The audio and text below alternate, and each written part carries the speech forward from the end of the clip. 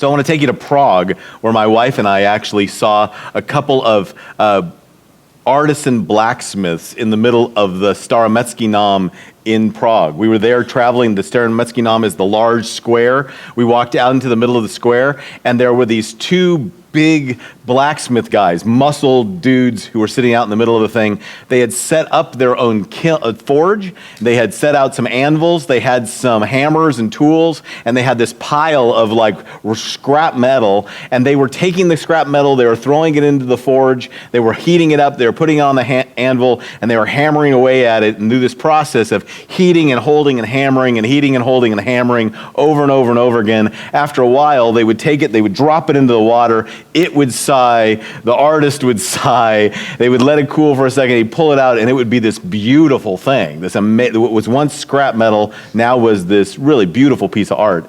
I told this story in my congregation once when I was preaching a sermon, and a group of folks went to Prague the next summer, and they brought me back from that group who was still sitting there a cross that I still have to this day that they had made for me from those artisans that I keep on next to the chair where I do all my reading and my writing. And so I think about them all the time, and this metaphor all the time. So as I began to think about the transformation of raw material into something that can be beautiful and useful, particularly raw material into something that can become a tool, I began to think about the whole process of blacksmithing. So my wife and I took a blacksmithing class. So in Los Angeles, there's an urban blacksmithing community. We haven't had a horse in 100 years, but we got blacksmiths. And if you go and you end up going into this neighborhood in the industrial section of LA that is both really scary and incredibly cool, and you go into this place, you end up going behind this barbed wire fence that lets you in, and you go into this place, and you walk into this place where every single thing in there can kill you. And then you start realizing that this is actually where things are transformed. And what I want to do is use that metaphor of blacksmithing and have you think about this in terms of the transformation that we have to go through. We're not the blacksmiths, we're the steel, we're the raw material, we're the one being turned into the tool that God can use to bring transformation. So the process is one that also, because we're talking about a tool, it's something that has to become tempered. A tempered steel or tempered knife is something that has both been strengthened and has also had the stress taken out of it so that it's more flexible. A tempered steel is different than something that has just been made hardened. You don't have to temper a sledgehammer, but you do have to temper a chisel or a knife. And tempered steel is this interesting combination where it's not soft, nor is it so hard that it becomes brittle, but is right in the middle, the capacity for both being strong and flexible that can be used to be like a chisel, that can hew transformation out of despair. And so here's the process. And so let me just give you a couple of slides that'll help you kind of anchor yourself in here, and then I'll take you through the process. It's through heating, and we're going to talk about heating and holding and hammering and quenching. And through that process of heating and holding and hammering and quenching, we get tempering. And so the process looks like this. To become a tempered leader starts in the working. Leaders are formed in the leading. It then goes to heating, where you don't learn from experience, you learn by reflecting on experience. And we're going to talk about reflection as a kind of heat. And then holding, like an anvil holds us, that the vulnerability of leadership requires the security of relationships and thick, heavy relationships. And then hammering, that actually adds stress to the steel, because stress is what makes a leader. And then tempering, the resilience that comes through a rhythm of leading and not leading. And I'm going to have you work together with me through those concepts. But here's the first thing I want you to do. Before I jump into the concepts, I want to give you one more time to talk to each other. And here's what I'd like you to do. I'd like you to think about a time in your life when you needed resilience to lead. Think about a time where you went through sabotage, or a time that you went through opposition and felt like you needed resilience to lead. I want to, again, anchor you in that experience. I'm just going to give you about 5 minutes to talk to each other. Just share that experience. And again, if you are tempted to want to help that person feel better, resist the temptation. Just listen and hold that with each other, and then we're going to talk about how we can use those experiences to help shape us into a tool that can hew. So turn to each other. I'll give you about 5 minutes, not a lot of time. Just share an experience of where you felt you faced resistance to lead. So let me jump back in now that you have one in front of you. What I want you to do is it's always important, I think, to keep it as concrete as possible when you're walking through these kind of concepts. Because what we're going to talk about today is the actual kinds of formational experiences we need to develop the resilience to go through those kind of experiences over and over and over again. The first process for becoming what I would call a tempered leader, a tempered, resilient leader, is to actually recognize that process starts in the actual work of leading. Leaders are only formed in the leading. And I know that seems obvious for most of us in this position, but if you can remember what it was like to be a person who felt like you had all these skills, and then all of a sudden you got put into a new position, and you're trying to figure out why you felt so incompetent, right? You can be a great preacher, and the first time you start leading, you realize that being a great preacher doesn't translate into being a great leader. You can be an incredible teacher, a scholar, an organizational wizard. You can be a faculty member with tenure with lots of books, and they make you the dean, and all of a sudden you feel as if you're not able to do anything, right? And so it's really important to recognize that a whole new process of formation happens when you step into the shop of leading, when you take on, and leading here, I don't mean just means you get the title. Leadership is not about whether you've got, title after your name and heavy furniture or a corner office. Leadership is when you step into the struggle of trying to take people where they want to go and resist going. So any time that you take responsibility for a transformation process, or any time it's going to require you to be transformed for other people to be transformed, you're now leading, and the only way you're going to be formed for that is while you're leading. So when my wife and I went to the blacksmithing class, what was stunning was the very first thing they did is they put us in front of a forge. Fired that sucker up, flames coming off the thing, told us to they gave us like a pair of goggles, and they basically said, here, take the eye protection, and here's some ear protection, because it's gonna get loud in here, and grab hold of the steel and put it into the forge, and then set it down and let it be there. We did nothing at that point except for sign the paper that told us that this could, we could die doing this. That was it. Like we had signed away our legal rights and we were going. And what was stunning about that is that's where they start the safety lecture. Okay, so now while that's heating up, let's talk. And we're already into it. And some of that's exactly the way you feel when you are in the middle of leading. All of a sudden, you're in the middle of this thing, and it's all of a sudden, the heat is coming and things are happening. And there's all kinds of literature that shows that what forms a leader is actually the work of leadership. That actually there's an entire set of articles that talk about the crucible of leadership as the formative experience of people's lives. And that what most specifically would get shaped is this is where your identity gets shaped and your identity gets challenged. All of a sudden you go from being the person who has a clear identity, I'm an expert, I'm good, I'm the person, you got promoted, you got chosen, you got asked for, that we need you to do this, you're the one to lead us, and then you get put into that position and now everything gets tested. So again, one of the most powerful parts that happens is the formation of the own Christian identity in that process. Which is also, by the way, one of the reasons why when surveyed, the vast number of leadership formation programs fail. It's why students are so dissatisfied with their MBAs or their MDivs or the leadership program I did with my company or with my denomination. Why leadership development programs, which we give a lot of money and energy and attention to, don't end up usually result in changed leaders. The leadership industry is huge. It's a multi-billion-dollar industry, and at the very same time, people are talking about the lack of good leadership in our world today. I don't know if you ever had that experience just watching the news, wondering, is this the best we can do, right? And I see we find ourselves in this situation wondering why. And one of the reasons why leadership programs fail is that you actually can't learn leadership through a program, says the guy who runs a leadership program. Right? You don't learn leadership in a classroom or by writing a paper or by reading a book, says the guy who wrote a book. Right? You learn leadership by learning the concepts in the act of leading. And why leadership programs fail is they're usually too sheltered. They disconnect the learning from the context.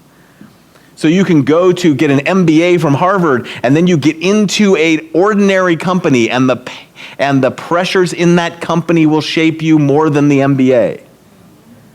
Right? You know this from having done this in seminary. You can get A's in all your papers in seminary. And then you get into a congregation and you just feel like you're dumb. Like somehow this doesn't work. They're too safe. It disconnects learning from the actual work. They're too heady. They're more about concepts than they are about character formation. They're too rote. They don't have enough reflection. They need to be both embedded and embodied. It's one of the reasons why I have now become a huge fan of online education.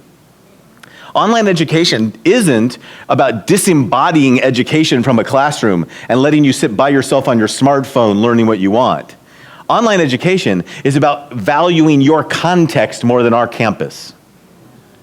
It's saying that if you are training people in your context, if you bring someone into your congregation, that congregation has more to shape them than what we can do in Pasadena in our campus.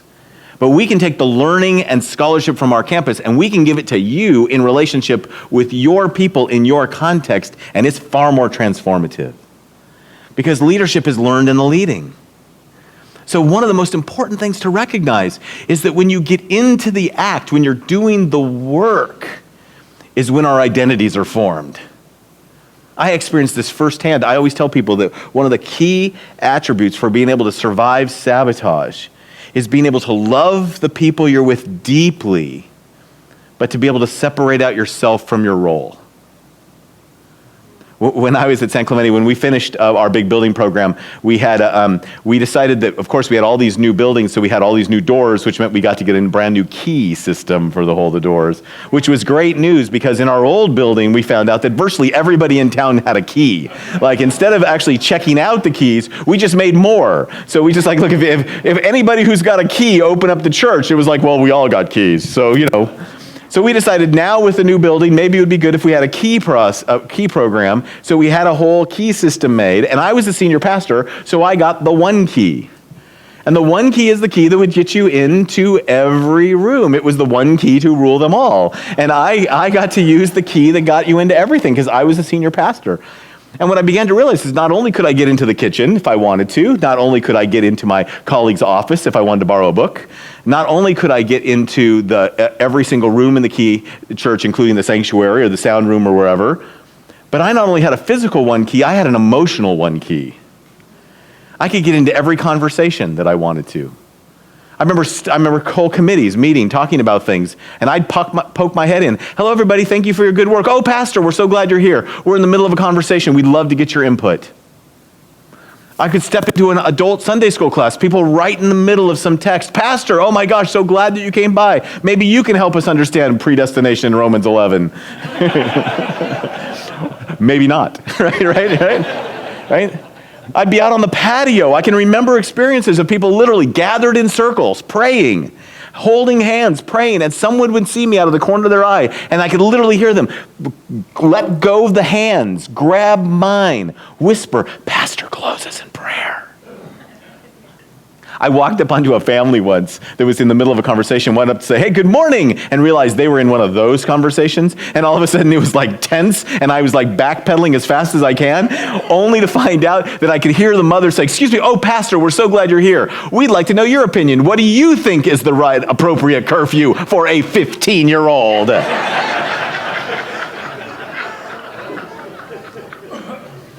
I could be in all of those things because I was the pastor.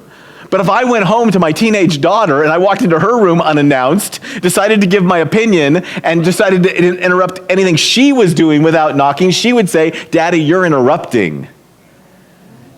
Because that's the way we taught her. Todd couldn't do any of that. The pastor could do it. So on July 30th, 2014, when I was my last day of being their pastor, I gave them my one key. And I've not been invited back since. Because in our tradition, I'm not able to come back until the new pastor invites me back. And they've had to go through their own different kind of seasons, and I was there a long time, and because they've had some turnover, only recently has the new pastor and I met, and he said to me that he'd like me to come back sometime, but I've never been back. So when I see on Facebook young adults who were kids that I baptized now having their babies baptized, I can't go. When one of my very best friends retired from the church and they had a farewell for him and a celebration, my wife and my daughter could go, but I couldn't go. I'm not invited back because I was the pastor. They love Todd. They think Todd's a perfectly fine, swell guy. They like me on Facebook and they follow my notes and I get little notes from them on occasion. But I was their pastor. You see, in leadership, the role becomes really important. And one of the ways we become resilient is by knowing that there's a difference between ourselves and our role. And the same way that there were times that I was given privileges because of my role, I also got resistance and I got anger because of my role. It was the pastor who led them into things that they weren't sure they wanted. It was the pastor who talked about tearing down the buildings that they weren't sure they wanted. It was the pastor who changed things. And so recognizing the difference between yourself and your role is one of the things that you learn when you're in the process of leading, that you never quite understand until you're there. If you've ever had one of your staff who's gone off to become a solo pastor come back to you and say, now I understand, right? You know that there's something different about being in the place of leadership and that it forms you. So the first thing is to recognize that we're learned in the work, that leadership is learned in the working. And it's in the actual work of entering into the shop. So they finished the safety lecture, and the guy who was with me, the guy who was teaching us, said, well, okay, here's the next thing we want you to do. Take the tongs, reach in, grab the steel, pull it out, and notice that it doesn't look any different. It's exactly the same as it looked before. He said, it's 700 degrees. Don't touch it. It'll burn the skin right off your hands, but it doesn't look any different. If you try to forge this now, you try to shape this now, all you'll do is mar it and scar it. It's not hot enough.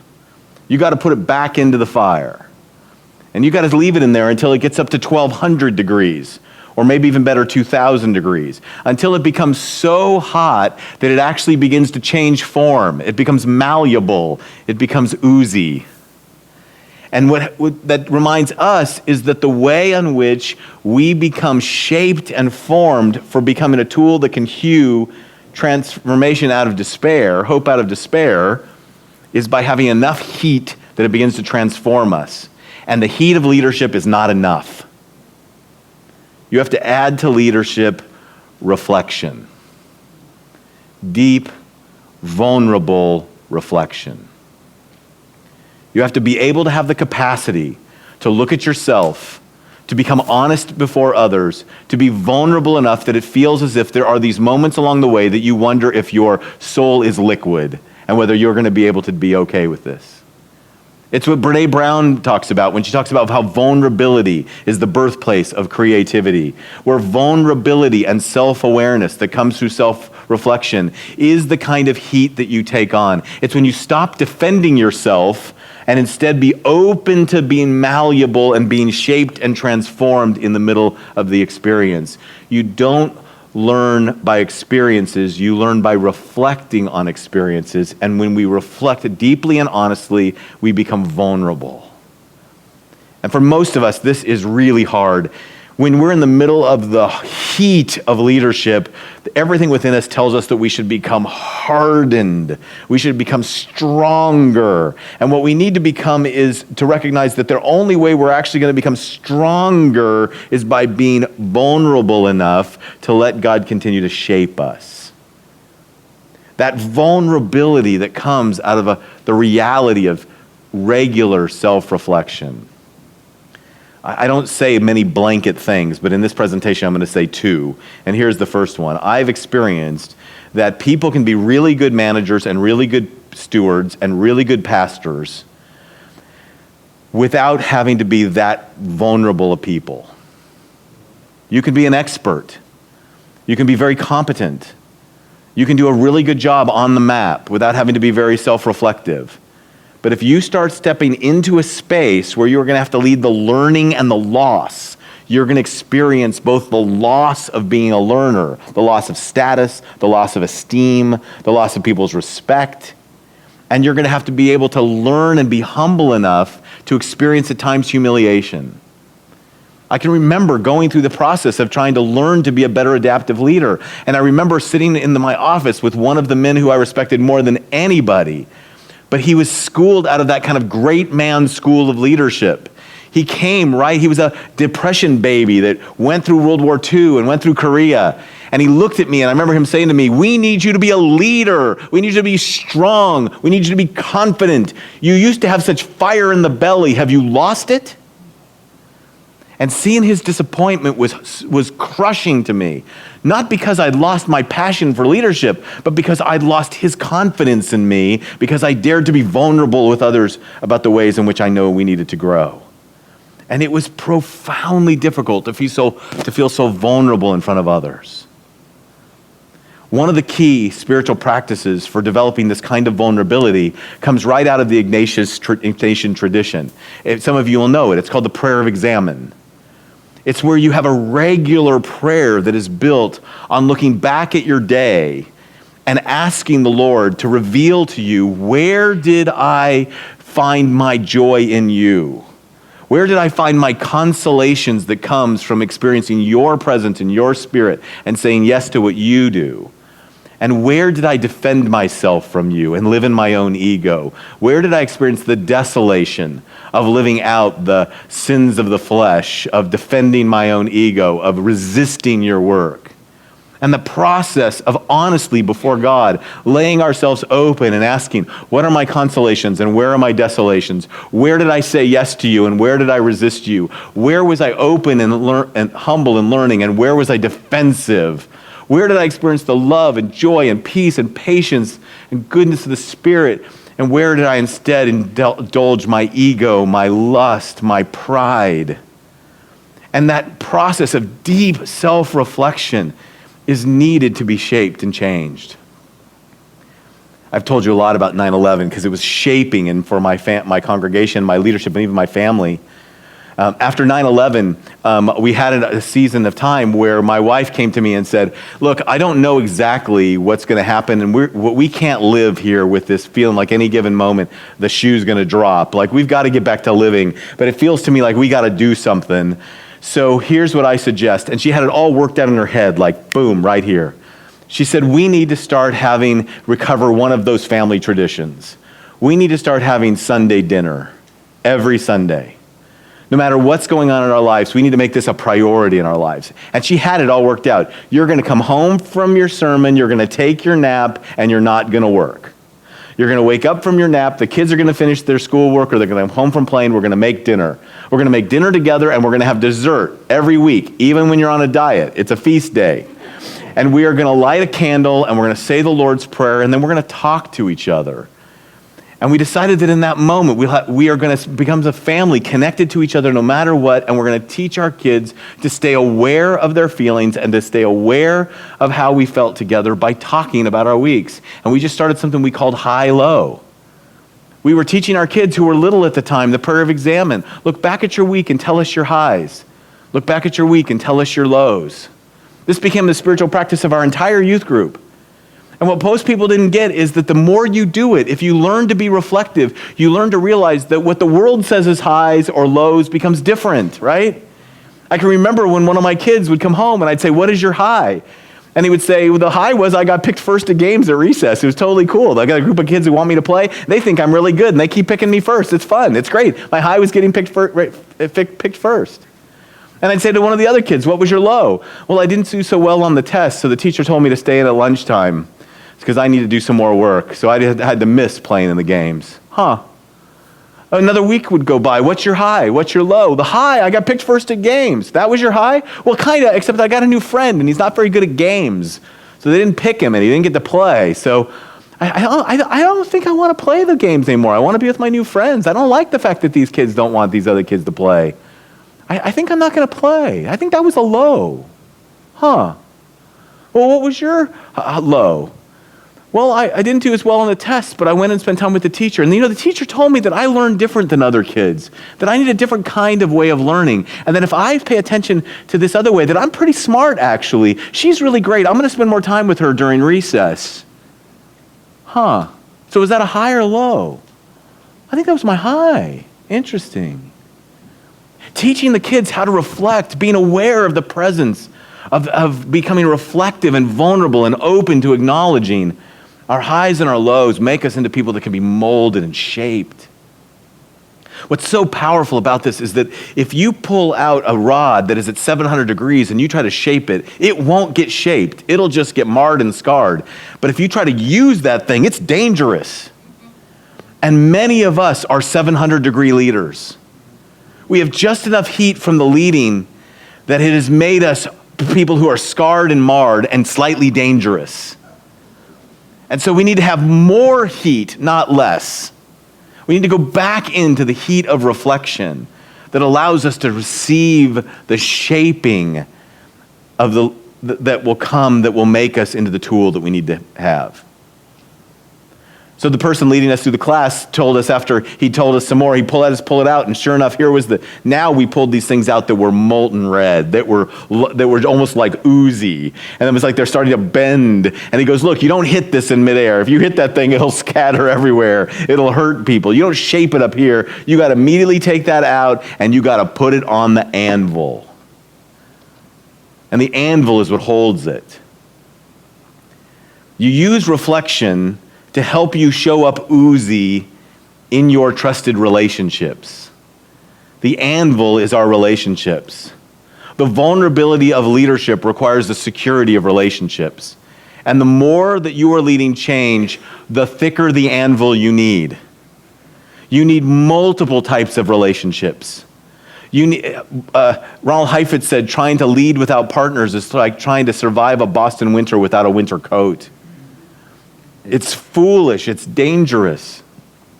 And when we talk about relationships, the kind of relationships we need, Irving Goffman uses a drama illustration. He goes, you need the people who are out on front stage with you.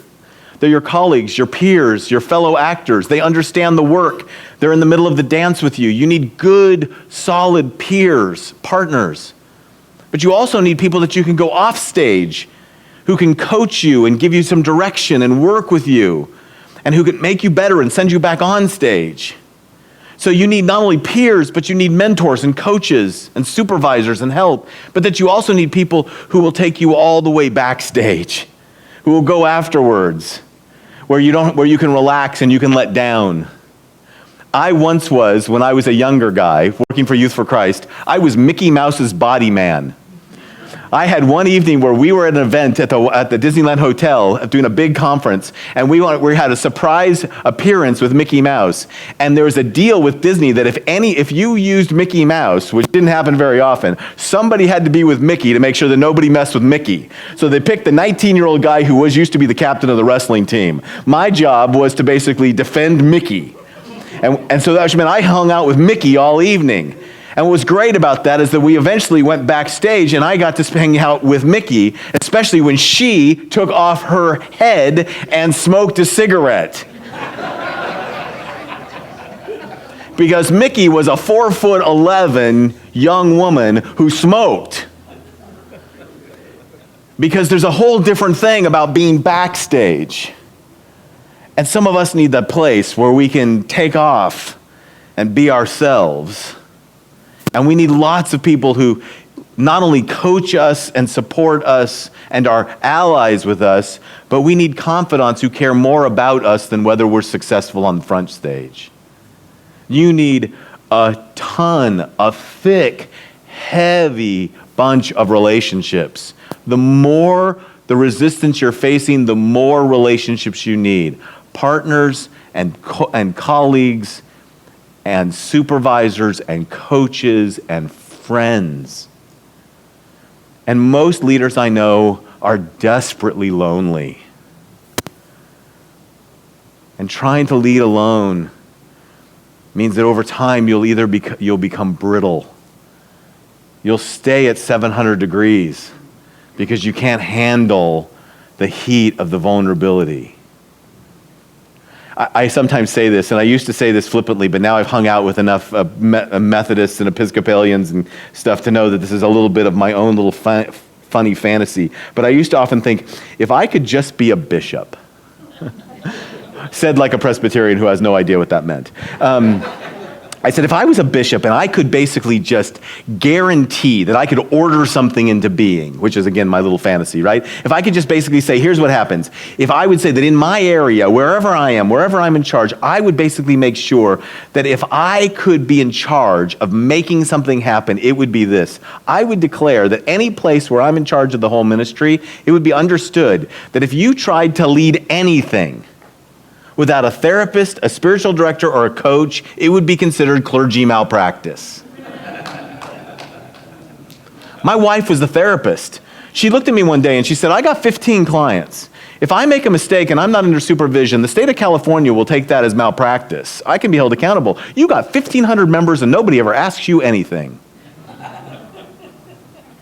If we think we can lead without getting coaching or help or someone to check in on our souls or ask us how we're doing or remind us in the middle of a crisis that it might be taking a toll on our teenage kids, if there's not some place where you can go.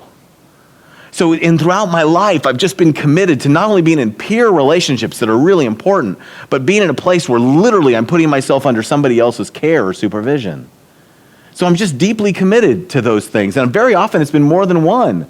I've paid more in therapy than probably all of you combined. I guarantee you. And I get spiritual direction. And lately I've had a coach for one particular area. Recently, in the midst of doing the work we're doing at Fuller and being back in Los Angeles after 17 years in Orange County, I found myself feeling as if I was not able to function at the same capacity that I would want to. And I remember calling a person and saying, look, I think I need someone to help me. I'm a middle-aged, highly educated white guy, and I'm in an increasingly diverse community. And I feel like very often I'm stepping on toes, I'm saying the wrong things, I'm missing cues. I don't know if I know how to lead well in a multicultural environment where more and more people are aware about race. I wonder if you could help me. I've read about this. I need somebody to help me with cultural competency. And I said to the person, and the person said, that is amazing, that's great, Todd, but here, I'd like to help you with something. You see, you are a highly educated, middle-aged white guy. You are never going to be culturally competent. So how about if we work on cultural humility? And I wrote him a check. I need someone who can help me see what I can't see, even when I'm trying to do my best. We have learned, a friend of mine has done a bunch of work on this, and what we've been to recognize is that one of the huge struggles for most of us is that even the whole notion of getting people to be our mentors has been helpful. You know, most mentoring programs, adult mentoring programs, don't work very well.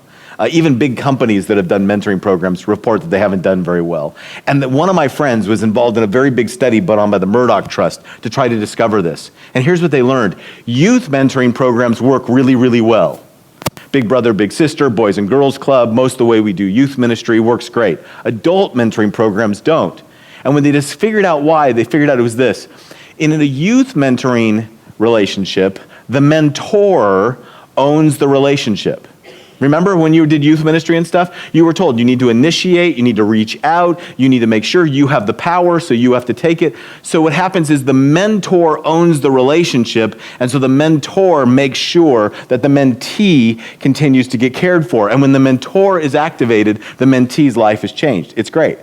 But in an adult relationship, the mentee has to own the relationship. For us to grow, we've got to own our own growth. We have to be the ones that do so. So the important thing isn't to try to figure out where do I get mentors. The important thing is to be a kind of person who shows up knowing that in every situation you need to be a mentee. So I teach this to my graduate students, and I teach them this way. Here's the way that you can find a mentor in any situation for the rest of your life, wherever you need to.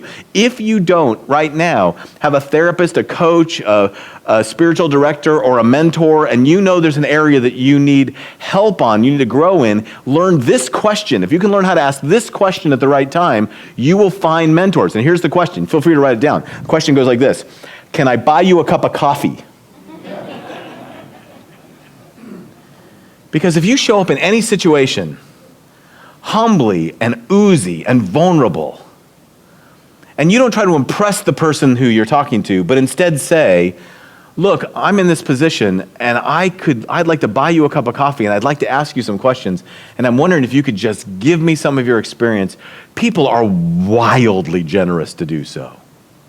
You will be stunned if you show up oozy. So our instructor told us, pull out the oozy steel, put it on the anvil, and now start hammering it. I went and I interviewed a blacksmith artist. She let me come to her place. She showed me, she has multiple kilns and doing all this kind of work, and she's done both art and tools. She does it all. And she says, here's the thing you need to realize. When you hammer onto steel, when it's hot like that, what you're doing is you're actually putting stress into the steel. You can hammer it and hammer it and hammer it. You can put so much, if you just keep hammering it, eventually you will break it. You'll put too much stress into the steel. But the reason why it's getting stronger, why the steel is becoming strengthened, is when it's hot and vulnerable and you hammer away at it, then you put stress into the steel. And not only do you shape it, but you stress it. And stress, appropriately applied, is what makes a strong leader. So part of what we need is something to hammer at us that will put strength into us, that will enable us to develop the capacities to become a tool that can be used. And this is exactly the same thing that happens when we take on spiritual practices for the purpose of becoming a leader. You know this, right? You know the experience of what it's like to have gone through seminary or something and read really thick theological tomes, and then after a few years you don't anymore, and you go back and you try to read them and you wonder what happened to your brain, right? You know what it's like to give attentive work to something that's really, really hard, and then all of a sudden not do that for a while and come back and wonder, I used to be so smart, what happened? Because the more you actually use stress and you use your body for stress, you know what it's like when if you haven't exercised for a while, how painful it is? But if you just slowly start walking and working over time, pretty soon you can go further and do more than you ever imagined. It's stress appropriately put into our bodies. Your body actually even changes your brain. It's called embodied cognition. That whatever we do with our bodies, that there's a kind of not only a know what, but what Jamie Evans calls a know how. You ever seen this? Tell me where L is on the typewriter keyboard. Do you notice how many people use their finger to do it? Your body knows this in a way that your brain doesn't. And when we practice things, when we step in with our bodies, it begins to shape us. So almost all of us in our Christian life have had spiritual practices. And you probably, if you put those spiritual practices together and thought about it, we could even call that like a rule, like Benedictine's rule, or what some people call a rule of life.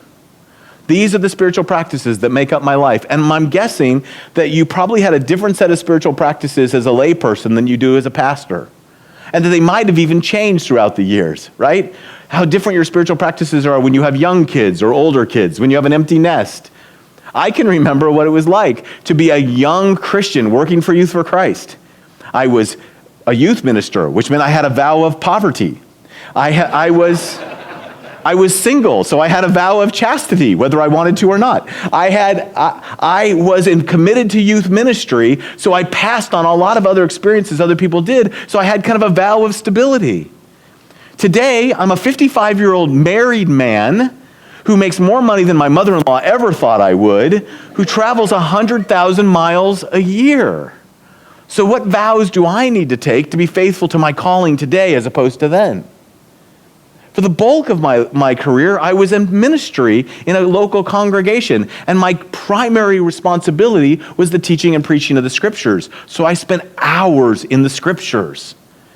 Today, I mostly make presentations around leadership, and when I'm asked to preach, I've got like 3 that I pull out of my pocket, and they're really good. But I don't have to spend the same amount of time in the deep study of Scripture. So what's the role of Scripture in my life today? They will change. It's what we call a telos-specific rule. And everybody has a rule of life, either consciously or unconsciously. And the question is, are your practices hammering into you the stress you need for the task you're doing for leadership? So think about this. Think about how different it changes and the context changes. I can remember the experience of having been an associate pastor where, in a setting where I had a very specific set of roles and responsibilities. And then I went and became a senior pastor, and it felt like every single night I was out. And I remember 2 years in, my wife looking at me and saying, look, you can't be out 5 nights a week and expect us to have a good marriage. We got to set some rules about this. And I remember going back to my session and saying, I'm only going to be out 3 nights a week at most. I need to have a date night with my wife. And we started having one every single Tuesday night. We had an older couple in the church who volunteered to watch our kids. And even when we didn't have any money, we went out. Because we just needed someone to put our daughter to bed one night that wasn't us. And because we needed the time to connect. That becomes your rule. A good rule of life is like a hammer that puts the right amount of stress and the right amount of shaping into your life. It's specific to the task in front of you. And if you're trying to be shaped for leading, let me give you a few ways to think about spiritual practices to add to your life. I assume you have a practice for prayer. You might have practices for scripture. You might even have some practices for some other things that help you to be a faithful disciple of Jesus. But I think one of the things that you might need are some other practices to consider. Like you need probably a practice for learning. Something that continues to hammer in humility. To put you in a position where you're not the expert. To feel like a learner. I can remember what it was like when I wanted to learn Spanish and we went to Costa Rica. And we decided to do this in this kind of immersion experience in Spanish. And I remember taking my young family and just feeling grateful for anybody who would help us, make sure we didn't miss the bus, that we got into the right place, that I didn't put my family in danger because I was so bad at the language. I grew up in Los Angeles, which is Mexico, basically. And all I could basically do is properly pronounce something on a Mexican restaurant. And unless I was ordering a burrito, I wasn't sure where I was going to go. But when I found myself about 2 weeks in, doing pretty well in Spanish, I can remember putting my kids in the back of a taxi, and Beth and I getting in there, and me saying in pretty good Spanish, we need to go to the bank, we want to go to the store. And the next thing we know, we showed up at the bank and the store, and my kids looked at me and said, Dad's bilingual. But what I knew is that if he started speaking at all, the next phrase I needed to be able to say in Spanish is, I talk Spanish like a baby. I need you to slow down so I can hear you. And for Reverend Dr. Todd to say that to a cab driver did a little bit of tweak into my humility. And we need places where we are able to learn. What is your ongoing practice of learning? We need places where we are continually practicing listening. And not just listening so that we can figure out what to say, but listening so that we can figure out what other people are feeling. When you listen well to someone, we know this from brain science, our brains begin to sync. When people have a deep experience of you empathizing and listening to them well, they experience you so like you are thinking along with them. And their experience of you is one of deep trust. And if you have to take people where they don't want to go, and you can listen to that pain so deeply that people can feel attuned to you, then they will trust you to follow you. And though they will be resistant, their resistance will take on a different tone.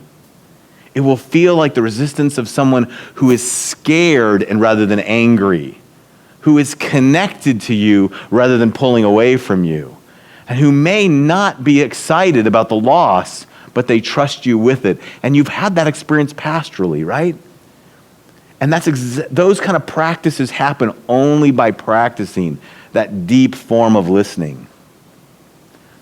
I talk about having a practice of looking, of seeing beyond the circumstance, of doing what Heifetz calls getting up on the balcony, of recognizing that the system, that the swirl that's going on is not just the thing, but is something about the energy, of being able to acknowledge and recognize that instead of taking personally, it's actually seeing the deeper issue.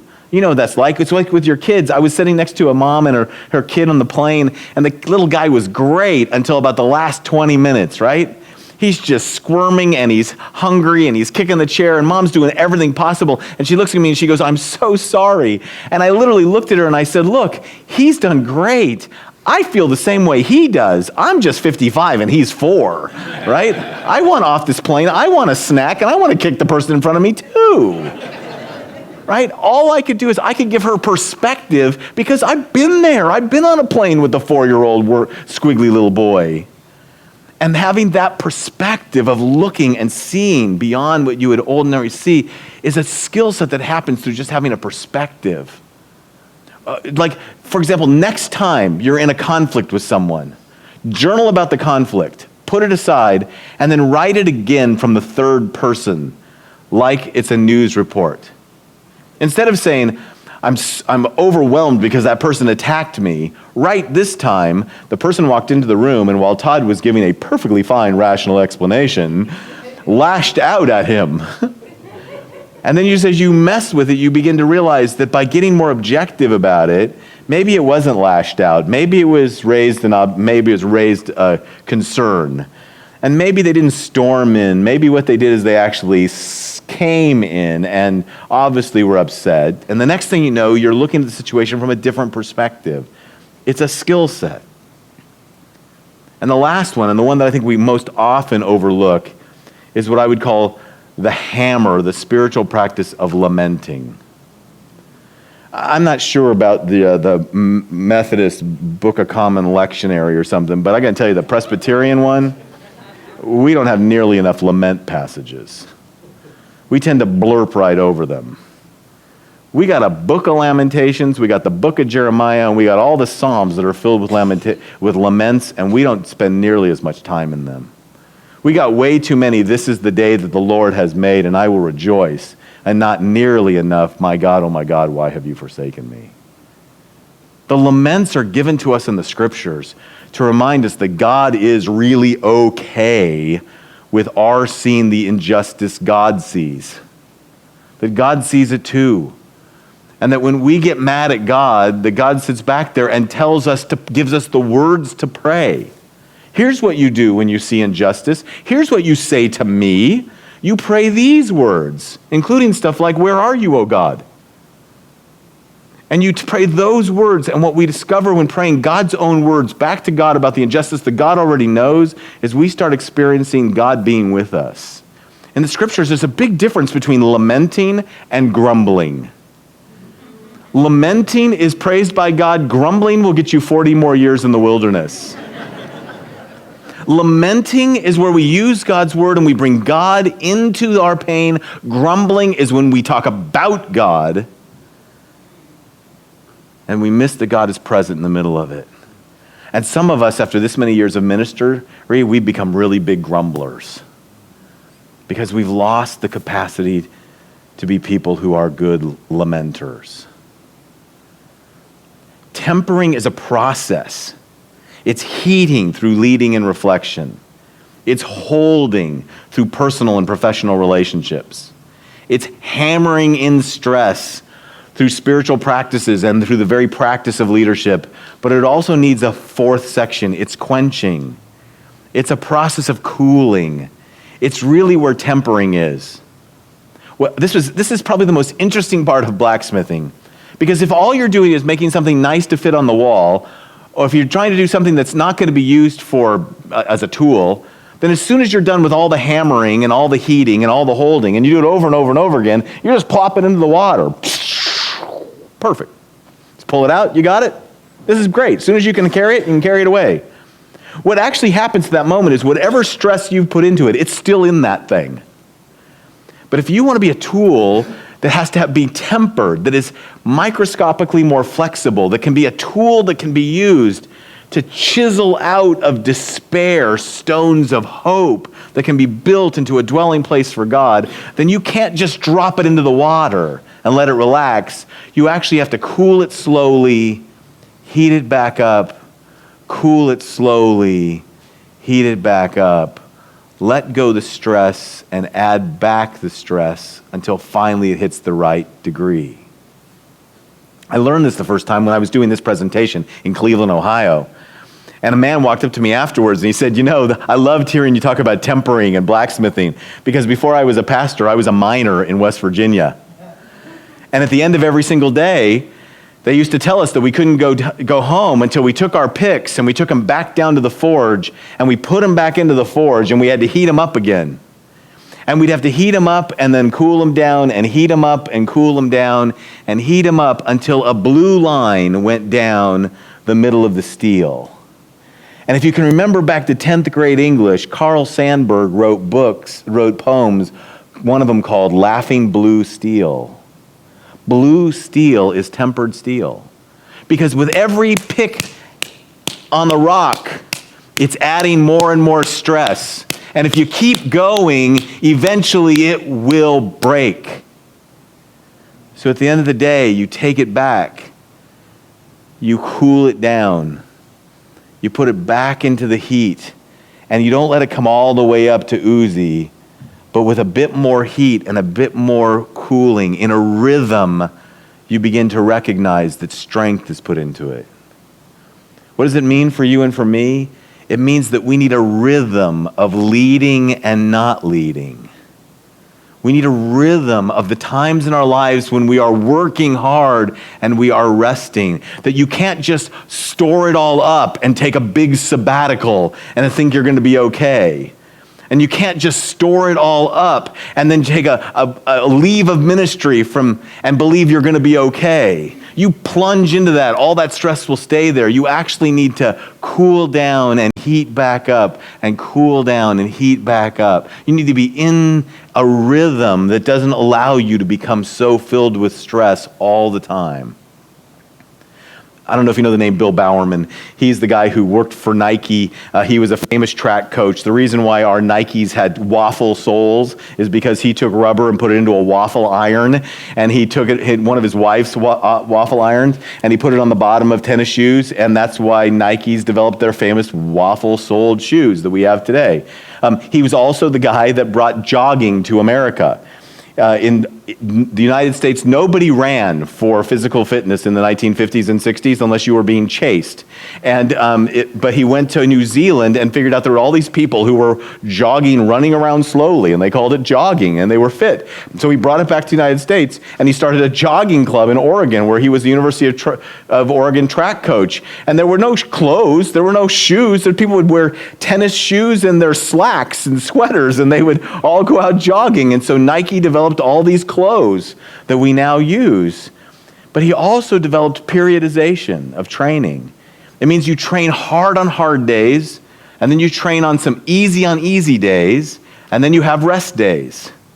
And that some days are hard, and some days are easier, and some days are rest. And you have to go through that periodization to get stronger. So he used to give this little speech he would give every year to the track team at the University of Oregon, because all the guys who came there, they'd been trained in the old way of training, which was you run as hard as you can, as far as you can every single day. And they said, basically, no, this is what you do. He said, gentlemen, take a primitive organism, any weak, pitiful organism, make it lift or jump or run, let it rest. What happens? A little miracle. It gets a little better. That's all training is. Stress, recover, improve. So you need a rhythm in your life, of season right built into your life, where we are taking on the stress of leadership and we're not. Yes, it probably means Sabbath. It certainly means sleep. But it also means we probably need some places in our lives where we can walk in there intentionally and say, I'm not leading here. This isn't the space or the place when I'm taking on the stress This is actually the place and the space where I'm letting it go. I travel a lot, and one of the things about this, my family says that I have developed this skill set that we call Airport Todd. Airport Todd is the guy who knows exactly how many minutes it takes to get from my bathroom in Altadena to United Terminal 7 and to the gate to get a flight. I know exactly how long it takes to pack my bag, call for a lift, have the person show up, take me through Los Angeles traffic, go through TSA because I have both clear and TSA pre. I know exactly how to identify the person who is going through TSA pre for the very first time because her daughter bought her the TSA pre. She's never been through. She's got water in her bag, a titanium knee, and way too many pieces of jewelry, and she's going to set off that alarm, and it's going to take us 10 extra minutes, so I know how to, as calmly as possible, run right by her so that I'm in front of her so that she doesn't hold me back, because if she does, it's going to screw up my plan. Airport Todd is incredibly efficient. And I can make it all the way through and be on a plane in the seat that I've got waiting for me, and I can get work done all the way through, and it works awesome. And my favorite thing is when Airport Todd gets to get on a plane to go to the place that I love the most, our little place in Idaho, where I turn into Idaho Todd. And Idaho is the place where I get to go make a decision all day, and the decision is this: do I take a nap or do I play outside? Do I go fishing or hiking or skiing, or I just sit in my hammock and sleep? Is my big decision whether or not I'm barbecuing or whether or not I'm cooking with a crock pot, where I enjoy the beauty of the outdoors that restores my soul, and where my family comes to gather, and where I spend all my money paying for plane tickets to get my adult kids to be sitting around a table so that when I say grace, I break into tears. Because we are in this beautiful place together, and it restores my soul. And I remember once doing a trip where my daughter and my wife and I went to Idaho, and we showed up there, and we were sitting outside, and I'm having a tuna sandwich in a beautiful day, and I'm smiling, and I'm lingering, and I don't care how long it takes. And my daughter looks at me and says, "Dad, I sure like Idaho Todd a lot better than Airport Todd." I need places in my life where I can let it go. One of them has led to a very interesting spiritual practice that I'm committed to now. For 27 years in the church, I was at church early every day, right? I was there all the time. And one of the things about it, our church in San Clemente, is that we had a 9:30 service, and my wife came to our 11 o'clock service. And every day she'd show up at the 11 o'clock service, and I would look at her and I would nod when she walked in because the service started at 10:45. And she was always 15 minutes late. And I remember looking at her going, "Okay, look, every week you're late. Man, you know, the team works great. The opening song's amazing. You missed all the announcements. You didn't hear the jokes." My wife's a therapist, so she looks at me and says, "Look, if it hurts your feelings that I'm not hearing you talk more, I'll be there early." And we would have this conflict, but I couldn't do anything about it because she would show up late for church. Then I leave the church and we start going to church together. And I want to be on time, and she's trying her very best, and we are still late every single week. And I would look at her and I would say, "Look, I don't know why we're late every week." And she would say, "Look, you don't have to be there on time. I don't know why you make this such a big deal." And so finally we'd come to a compromise because, you know, she's a therapist and we work on these things, and that we're now going to only be 5 minutes late. And we come in, and finally one day she can feel me seething, and she literally pulls into the parking lot of our church. She goes, "Look, you get out. I'll park the car. I know you don't like being late. I'm sorry that we're late again." And so I leave and I go get a place in the pew, and I'm sitting there, and she comes in and steps over someone. I go, "I'm so sorry. We were late and she had to step over you." And we're sitting there, and right in the middle when everything else is happening and people are singing and passing the peace, I'm stewing, and I feel like God said to me, "You know, Todd, you're not in charge. You don't have to be on time. They're perfectly fine without you being here. The team is doing great. Nobody in the congregation misses the fact that you weren't here 5 minutes ago. And what you're missing is that for the first time in 30 years, you get to worship with your wife, which is my gift to you." So now my spiritual practice is being late to church.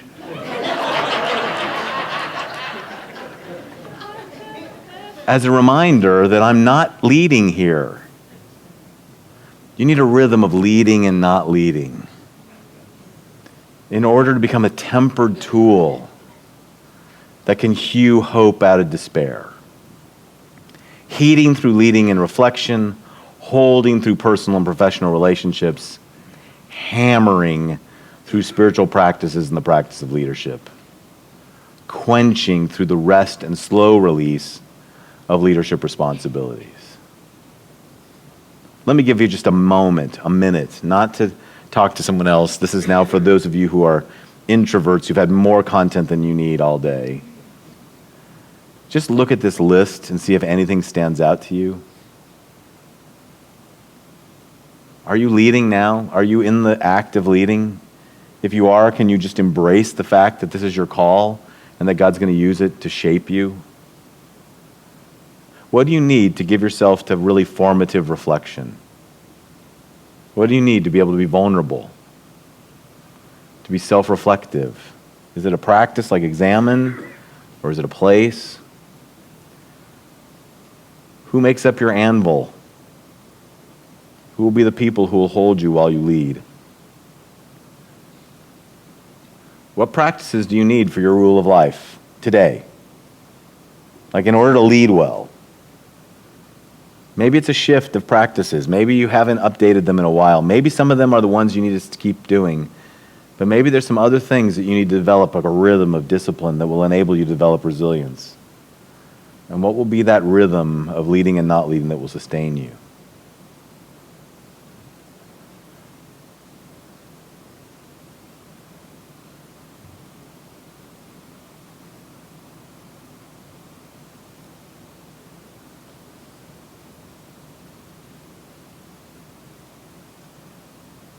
I believe that God is taking you and me into uncharted territory to transform us.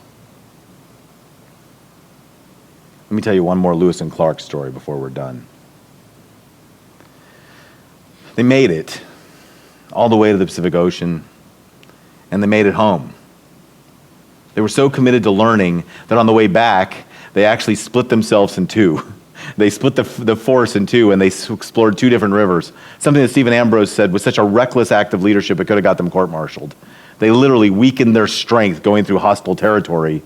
And it's actually in one of those places, that's where they actually had their only skirmish and where Meriwether Lewis was wounded.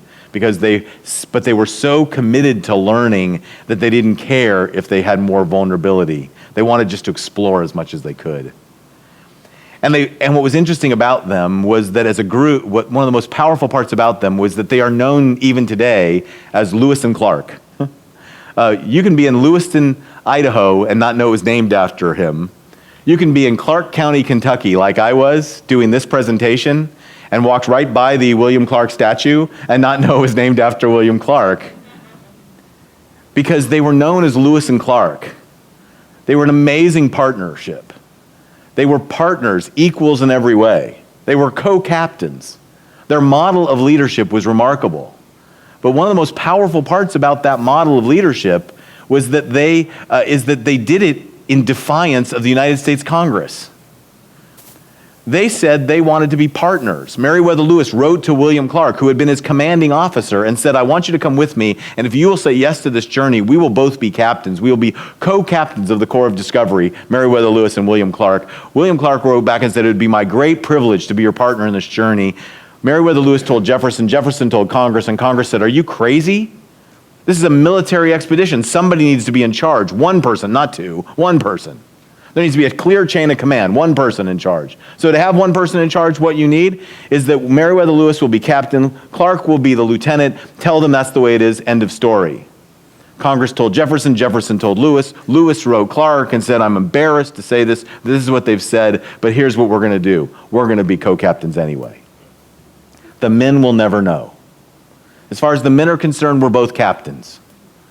And not one time in 3 years, not one time, did Meriwether Lewis ever pull rank. Not one time did he say, look, you and I know that I really am the captain here.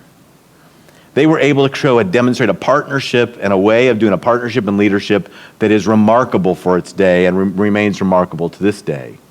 And reminds us that certain circumstances can lead us in to think completely differently about the way that we lead than we never imagined before. But one of the reasons I'm convinced that they had that partnership is that Meriwether Lewis was profoundly aware of some of his own limitations. Meriwether Lewis struggled with depression his entire life. Later on, when he got back, he committed suicide. He couldn't handle being back into the everyday world. He was such a hero that he had a huge advance for his memoirs that he never could finish the book. I don't know anything about not being able to finish a book. But he was also the governor of Louisiana, and that kind of leadership wasn't good for him, and eventually he commits suicide. William Clark had a much more easy transition back into life, except that at one time he writes Meriwether Lewis and tells Lewis that York had become so arrogant and uppity because he'd gotten so much freedom on the Corps of Discovery that he had the audacity to ask that he be sold to another master so that he could at least be with his wife after 3 years. I had to beat York to remind him that he's still a slave, William Clark said. I tell you those stories to remind us that they were not perfect men. They were men of their era. But when Thomas Jefferson was asked how Meriwether Lewis could possibly, with all of those mental demons flying around in him, lead such a thing, Jefferson said that he believed that the travails of the expedition, the rigor of the expedition, brought out the best in Meriwether Lewis and kept the demons at bay. Let me give you my translation of that. We're at our best when we're on mission. When the church is on mission, we rise to the occasion. But when we want to go back into safety and security and status, we become our worst. We're at our best when it's not about us, but it's about the uncharted territory. When we lean into that mission and we give ourselves to it, we become our very best. And for those of you who are on the older side, kind of like me, who know that you were so shaped in Christendom that you'll probably never feel comfortable in the uncharted territory, then if nothing else, at least in this regard, take comfort from Thomas Jefferson, who was 60 when he sent out the Corps of Discovery. He had the most books on the American West. He had this lifelong fascination with the American West. He was the expert on the American West. He bought the Louisiana Purchase because he wanted for America to have the West. He even built Monticello facing west. But he never traveled more than 50 miles west of Monticello. And by the time he was 60, there was no way he could go. If you ever go to Monticello, you'll notice if you walk in the front room, the room that he greeted his guests, you'll not see, there's the Declaration of Independence. By the way, I wrote it. Here's everything from being the President of the United States. That's back in the study. Oh, by the way, I founded the University of Virginia. That's down the street. There's a statue there. No. Here's what I want you to see. Here's everything that was brought back by Lewis and Clark. He loved the West. He made sure that Meriwether Lewis got trained with the very finest people possible. He made sure that the Corps of Discovery was outfitted with the very best that they could possibly have. He made sure they were not forgotten. He made sure that when they got home, they got paid. And he made sure that even William Clark got paid as a captain. The future doesn't look like Thomas Jefferson or Todd Bolsinger. It's Lewis and Clark and Sacagawea and Pablo Kim. But you and I could be Jeffersons. We can make it possible. We can build a church where they can thrive, where they can lead. We can make sure that when they're getting sabotaged, we recognize it for what it is, and we call it for what it is, and we protect them. We can invite them in. We can pay for them to go to seminary, even if it's at a Methodist school. And we can make sure that the future in front of us is filled with more Lewises and Clarks and Sacagaweas who will lead us off the map. We were trained for a different context. The The fading of Christendom requires that religious leaders learn to lead all over again. It's going to require that learning, and it results in loss, but we're never better than when we're on mission.